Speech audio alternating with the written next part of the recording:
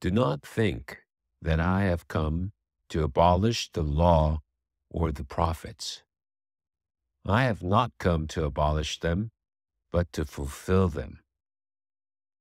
What Jesus says in Matthew chapter 5, verse 17, might seem contradictory or go against the laws of the Old Testament. Jesus tells us to love, to forgive, to be compassionate. The Old Testament, on the other hand, sometimes tells us to do something quite different, or so it seems.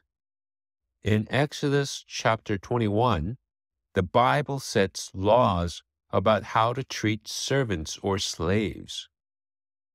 But before we continue, let's clear up some things about slavery in the Old Testament. When we think about slaves today, we think of people who were tricked and forced to work. They received no pay, could not refuse to work, and had no rights.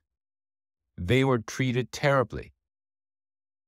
Exodus chapter 21, verse 16 says, "Anyone who kidnaps someone is to be put to death." The Bible is very clear about tricking people and forcing them to work for you. So slavery in the Old Testament is very different from slavery we think of today. In the Old Testament, slaves received pay and were freed after they had paid off their debts. We have heard of the phrase eye for eye. This means if someone does harm to you, you should do the same harm back to them. It comes from Exodus chapter 21, verses 22 to 24. Let's take a look. If people are fighting and hit a pregnant woman and she gives birth prematurely, but there is no serious injury, the offender must be fined whatever the woman's husband demands and the court allows. But if there is serious injury, you are to take life for life, eye for eye, tooth for tooth, hand for hand, foot for foot, burn for burn, wound for wound, bruise for bruise. If we were fighting and we injured someone badly, we should expect the same injury. For instance, if we hit someone in the eye and they lose an eye, we should expect the person to hit our eye and for us to lose our eye.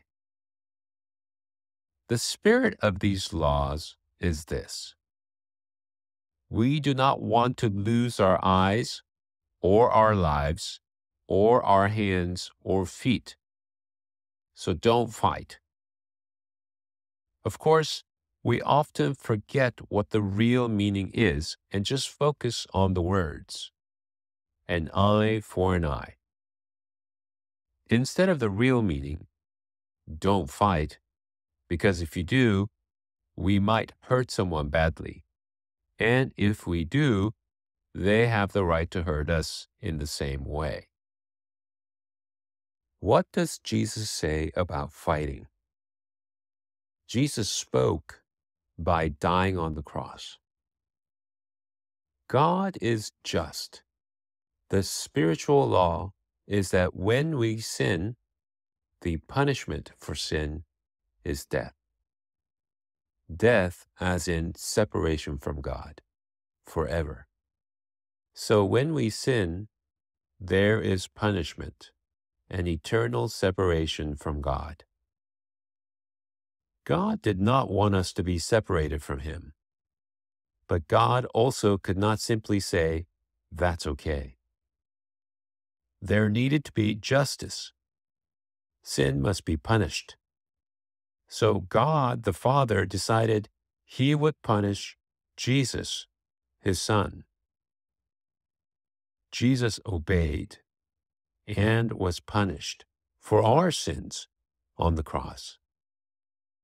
Through Jesus, we are forgiven of our sins. Jesus was punished instead of us. An eye for an eye was to encourage the Hebrew people to think twice before getting into a fight, because if they hurt someone badly, there would be justice. They would also be hurt the same way. We fight because we believe there was some injustice done to us. We think that we have been wronged, so we fight. Jesus came to show us a better way. A much better way is to forgive. Jesus came to fulfill this law. Through our sin, we broke God's spiritual law, and the punishment was death, to be separated from God forever. Instead of punishment, we received forgiveness. Through Jesus, the law and prophets are fulfilled.